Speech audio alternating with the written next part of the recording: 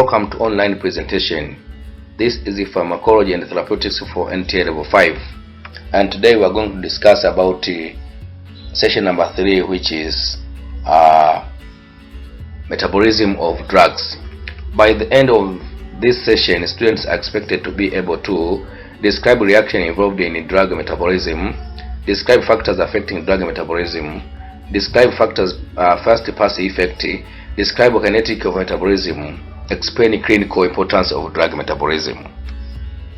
Drug metabolism is the change or breakdown of drugs by living organisms, usually through specialized enzymatic system. Drug metabolism can be defined as the process of altering their molecules chemically after entering in the body. In general, the metabolism of drugs decreases its therapeutic effect. The majority of drugs are metabolized to increase their water solubility to allow elimination in urine or bile. More generally, xenobitic metabolism, which is a set of metabolic pathways that modify the chemical structure of xenobiotic, which are compounds foreign to an organism's normal biochemistry, such as any drug or poisons. Xenobiotic compounds include drugs and poisoners. Reaction involved in drug metabolism. There are several reactions involved in drug biotransformation. What is drug biotransformation? Is the process by which organic compounds are transformed from one form to another to reduce the persistence and toxicity of chemical compounds. These reactions are grouped into two major groups called phase 1 and phase 2. Phase 1 reaction are catabolic, which reactions undergoes oxidation, reduction, or hydrolysis, and the products are often more chemically reactive and hence paradoxically sometimes more toxic or carcinogenic than the parent drug. Carcinogenic products are those which are having potential to cause cancer. Kwa hiyo in phase 1 reaction tunakuwa na catabolic reaction. Catabolic reactions may be oxidation, may done through oxidation, reduction, or hydrolysis. Kwa hiyo when you say catabolic reaction, ni reaction ambazo large molecules are separated to form smaller molecules. For example, in respiration, where glucose is broken down through hydrolysis to form calcium, carbon dioxide and water. Kwa hiyo inaweza kawa ni an example of catabolic reaction, ambapo in respiration glucose is broken down to form carbon dioxide and water through hydrolysis. Phase 1 reaction often introduce reactive group such as hydroxyl into the molecule as a process known as functionalization. Kwa hiyo kwenye phase 1 reaction we introduce a reactive group such as hydroxyl, and this hydroxyl group or reactive group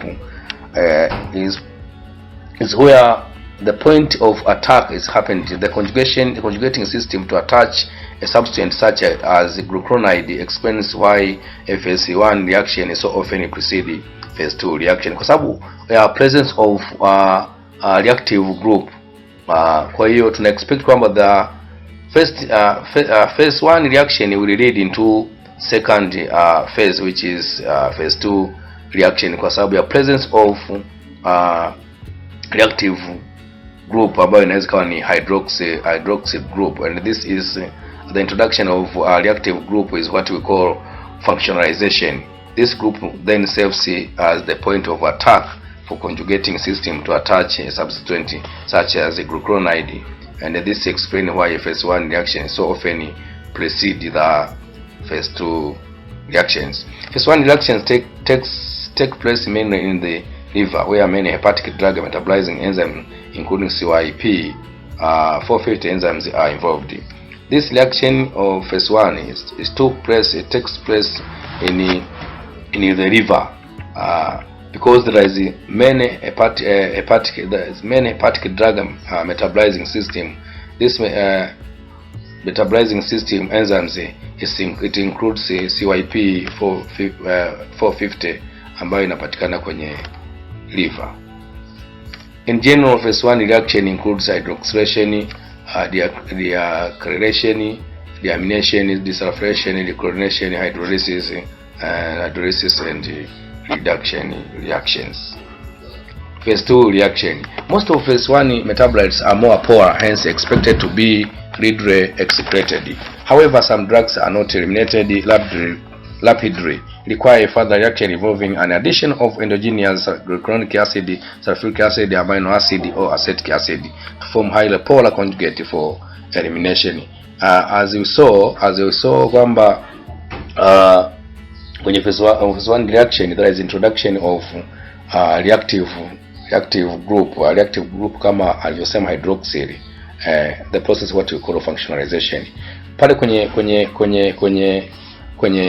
reactive group, hapo ndo point of attack ambako conjugation process ambayo inakuja kwenye phase 2 will occur or will happen pale. Na however, drugs are not eliminated rapidly, require further reaction involving an addition of endogenous glucuronic acid, sulfuric acid, amino acid, acetic acid to form higher polar conjugate for elimination. In general, phase 2 conjugation reaction involves glucuronidation, acetylation, sulfonation, and methylation. This is an example of reaction ambayo ina include phase 1 and phase 2. So we see there we see drug ambayo ina undergo kwenye phase 1 processes of it may be oxidation, hydroxylation, deacrylation, and deamination or hydrolysis. Kwa baada ya kuenda phase 1 kwa undergo one among these these reactions, tunakwenda tunapata derivative yake. Derivative yake ina undergo conjugation in phase 2. Ika undergo conjugation ambako is addition of endogenous ambayo inaweza kawa ni glucuronic acid au sulfuric acid au amino acid. Ikisha undergo conjugation inakwenda kutengeneza what you call conjugate. Na point of attack kama ndio point of attack ni reactive group ambayo inaweza kawa ni hydroxyl. Kwa hiyo mfano wake ametoa hapo aspirin. Aspirin inakuwa ni benzyl group ambayo na include ethanoic acid hapo na ethanoic acid. Kwa hiyo pale kwenye ethanoic acid is replaced by hydroxyl group ambayo ni reactive group, na hapo kwenye reactive group is where kuna kwenda kutokea conjugation. Inapotokea conjugation tunapata conjugate. Kwa hiyo kwa sababu hapo ametoa hiyo aspirin, inakuja kutengeneza salicylic acid, baadaye inakuja ku be attacked by glucuronic acid. Kisha be attacked by glucuronic acid kama nilivyotoa mfano, it results into glucuronide ambayo is a conjugate. Kwa hiyo kwenye phase 2 kuna conjugation addition of endogenous may be glucuronic acid, sulfuric acid or any other kama amino acid, which will lead into conjugation process. Addition of those will lead into conjugation, addition of those will be lead into conjugation reaction. Conjugation reaction will lead into results itakuwa ni glucuronide. Factors affecting metabolism of drugs. Let us start with genetic factors. Genetic factors influence enzymes level and the expression of activity. There is a great variation in the population how individual metabolize drugs. Kwa hiyo kutokana na genetic makeup ya mtu kuna lazima will lead into variation in the how individual metabolize drugs. We expect kwamba based on genetic makeup tutapata different rate of drug metabolization. The greater part of this effect is due to cytochrome P50 polymorphism. Cytochrome P50 polymorphism, maana yake these cytochrome enzymes it occur in several different forms, ndio maana ya polymorphism. A few example of variation on metabolism due to genetic include acetylation of isoniazid and hydroxylation, where there are slow and fast metabolizers in the population for the drugs. Kwa hiyo genetic makeup inaweza kulead into, how it will lead into variation in the proportion how individual metabolize drugs.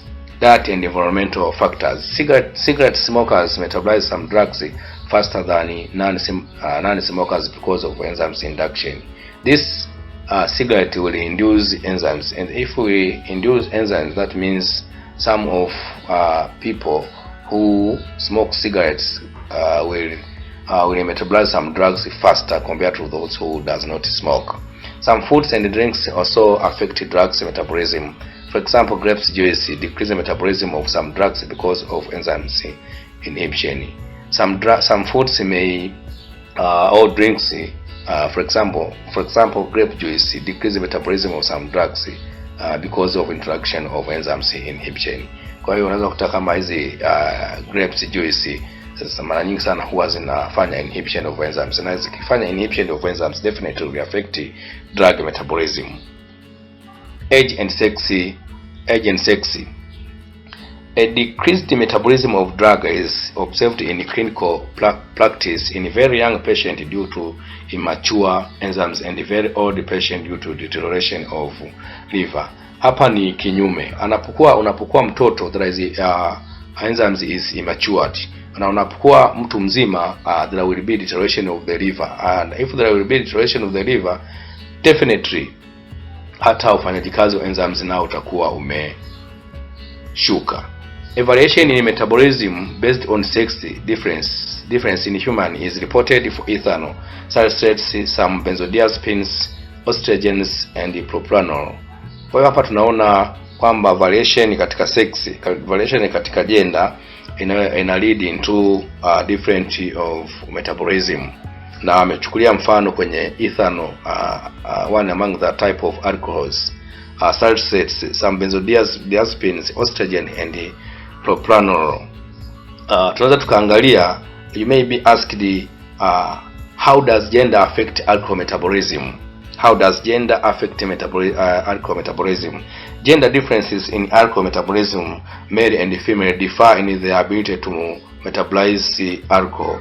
This is due to amount and activity of alcohol dehydrogenase ADH, which is the enzymes which is responsible for metabolizing alcohol. By contrast, a female has less ADH in their stomach. Kwa hiyo tumeona kwamba gender inavyo affect alcohol metabolism. Mwanamke anakuwa na alcohol metabolizing enzymes ambayo inaitwa alcohol dehydrogenase kidogo compared to men. Kwa hiyo kama ni hivyo, maana yake this will lead into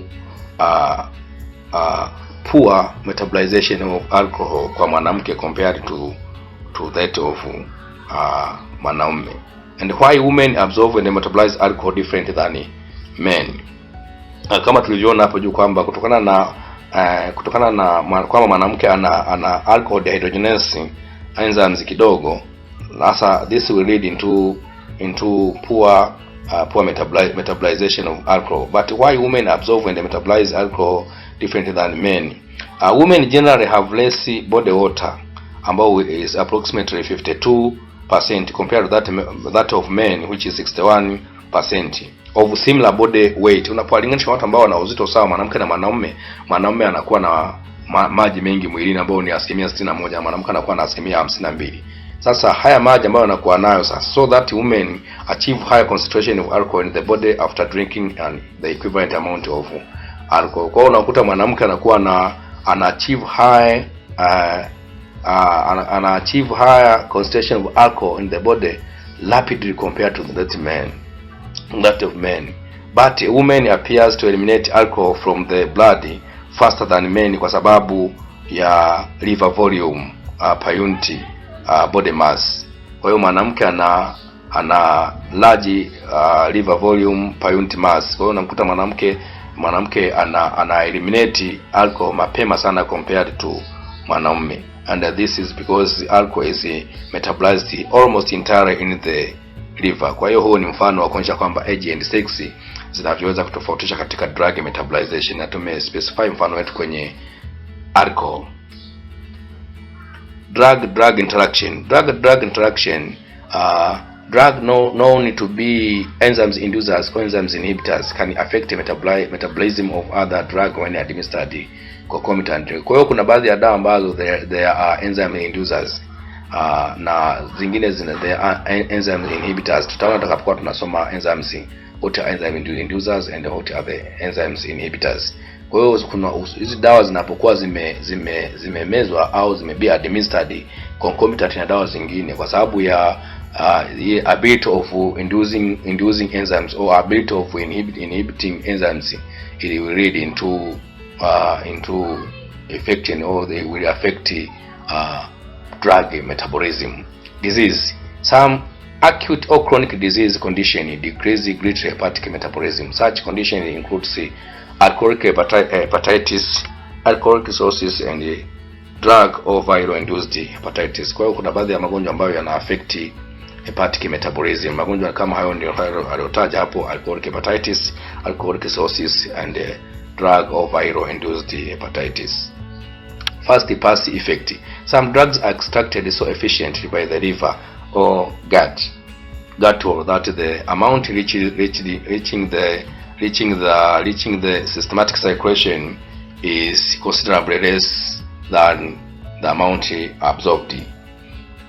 This is known as fast pass or pre-systematic metabolism, and reduced bioavailability even when a drug is well absorbed. Kwa hiyo kama tulivyosoma kule, we know what is fast pass effect. And fast pass effect ni miongoni mwa vitu ambavyo vinasababisha vina affect bioavailability of a drug, kwa sababu when a drug is well absorbed lakini ikapita kwenye fast pass effect au fast pass metabolism, this will lead will reach the less amount of drugs will reach the systematic circulation, hence would affect bioavailability. Now if bioavailability is affected, this will lead to let's say pharmacological effect. Pre-systematic metabolism is important for many therapeutic drugs and is a problem because a much larger dose of drug is needed when it is given orally than when it is given parenterally. Marked individual variation occur in the extent of fast pass metabolism. When you use drug oral, you administer drug oral, huwezi kulinganisha na mtu ambaye amepata dawa kupitia kwa sindano. Yule ambaye anatumia dawa kupitia kwenye mdomo, anayekumeza dawa kwa mdomo, maana yake anahitaji large dose of the same drug ambayo itapita kwenye mshipa wa damu, kwenye vein. Marked individual variation occur in the extent to fast pass metabolism. The extent of fast pass metabolism will mark the individual variation.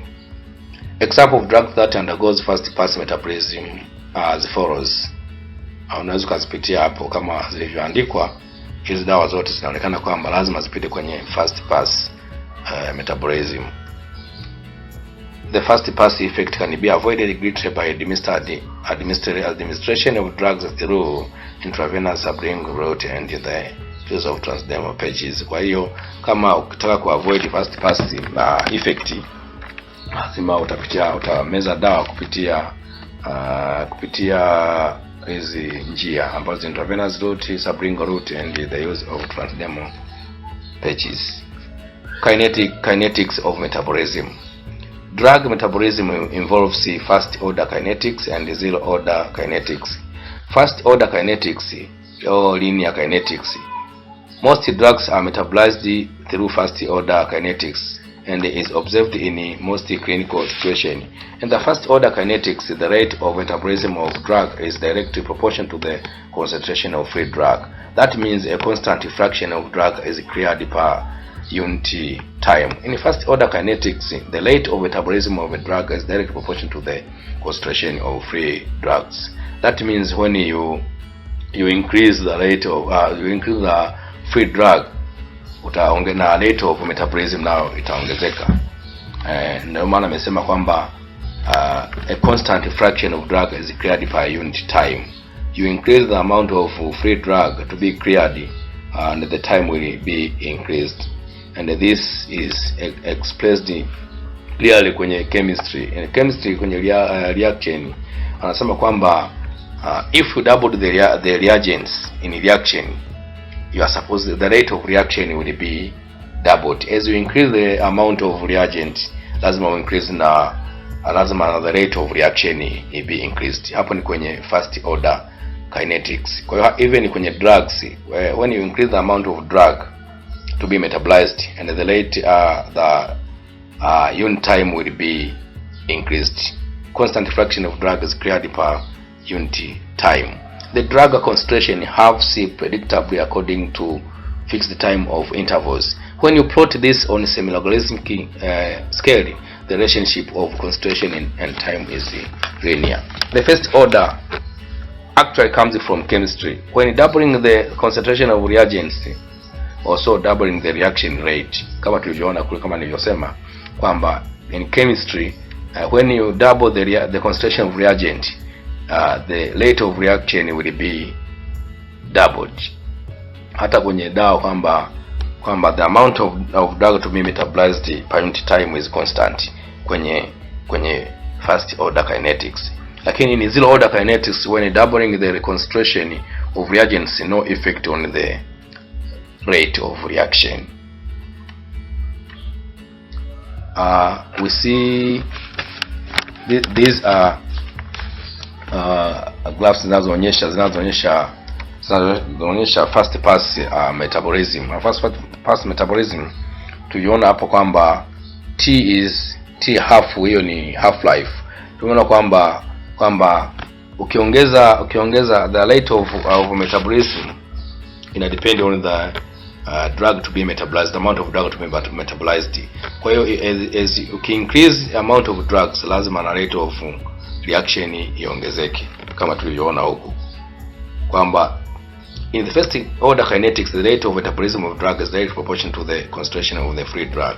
That means a constant fraction of drug is cleared per unit time. Kwa hiyo constant of drug is cleared per unit time. Kama tulivyoona hapo kwamba kuna 50% concentration of drug in the plasma, inashuka inakuja kwenye 25, inakuja kwenye 12.5, inakuja shuka kwenye 6.5.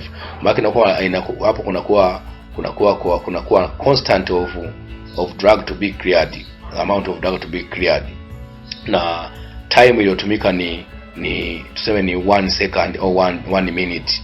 Kwa hiyo rate of there is constant fraction of drug which is cleared per unit time. Constant of drug to be cleared per unit time. Kwa sababu gani? Ukitoka kwenye 50 kuja kwenye 25, hapo ni nusu. Ukitoka kwenye 25 kuja kwenye 12.5, hapo ni nusu. Ukitoka kwenye 12.5 kuja kwenye 6.25, hapo ni nusu. Maana yake kwamba kuna constant amount of drug to be cleared per unit time, and that is what we call first order kinetics. Zero order kinetics or non-linear kinetics. Very few drugs exhibit these kinetics. A good example are aspirin, phenytoin, and ethanol. In general, zero order kinetics is observed in drugs when doses are high, that the enzymes is saturated with a high free drugs concentration. Kwa hiyo ukiongeza dose kwa sababu hiyo zero order kinetics kama tulivyoona kwamba when doubling the concentration for reagent, no effect on the rate of reaction. Kwa hiyo hata ukiongeza dose huku, maana yake enzymes itaendelea kufanya kazi kwa amount ile, there will be no any change. Na kama there will be any change, maana yake ni kwamba kutakuwepo na plasma concentration kubwa ya dawa, na kwa na plasma concentration of large amount of drugs which is concentrated to the plasma, this will lead into drug toxicity. So in this situation, the rate of metabolism is constant regardless of drug concentration. Kama tulivyoona, in point to note kwamba in this situation the rate of metabolism is constant regardless of drug concentration. Usitegemee kwamba ukiongeza drug concentration na rate of metabolism itaongezeka. No, metabolism will remain constant regardless of drug concentration. This will remain constant all of the time. A constant amount of drug is metabolized per unit time. Kama ni 5 will remain 5 mpaka mwisho. If it 5 will remain 5 mpaka mwisho. Hakuna kwamba ukiongeza zikafika 8 basi hata zile 3 zilizoongezeka hapa zitabi metabolized. No. Enzymes will metabolize only 5. No change in metabolization. Drug like fentanyl that follows saturable kinetics may start showing first order kinetics initially, but as more doses of a drug are added, the metabolizing enzymes become saturated, resulting to zero order or saturable kinetics as indicated in the graph below. Hii fentanyl for the first time wakati tunaanza kumeza ikiwa kwenye dozi ya chini ina obey first order kinetics, lakini as you go you increase the dose, the enzymes will be saturated, and if the enzyme will be saturated there will be no longer metabolization of the drug. Hata kama ukiongeza it will remain the same. Kwa hiyo first initially ina obey first order kinetics, lakini baadaye inakuja kwenye zero order kinetics kama inavyoonekana kwenye graph. Tunaona hapa kwenye concentration hapa ya kwanza hapa inaona kabisa ime obey first order metabolism, lakini as you increase the concentration of drug the enzymes will be saturated, and if the enzyme will be saturated hakuna metabolization tena, and this will lead into zero order metabolism. Once the metabolizing enzymes or fentanyls or any other drugs really with insaturables kinetics are saturated, any small increment of dose may result into marked increase of its plasma concentration leading to drug toxicity. Kwa sababu there is no further metabolization, there is no further metabolization of that drug. Hata ukiongeza kidogo, small increment of dose, this will result into drug toxicity kwa sababu hakuna further metabolization. Clinical importance of drug metabolism plays a pivotal role in the following.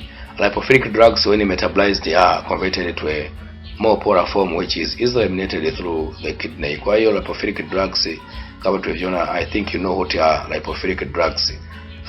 When metabolized are converted to a more polar forms which is easily eliminated through the kidneys. This metabolism reduces drug accumulation in the half-life.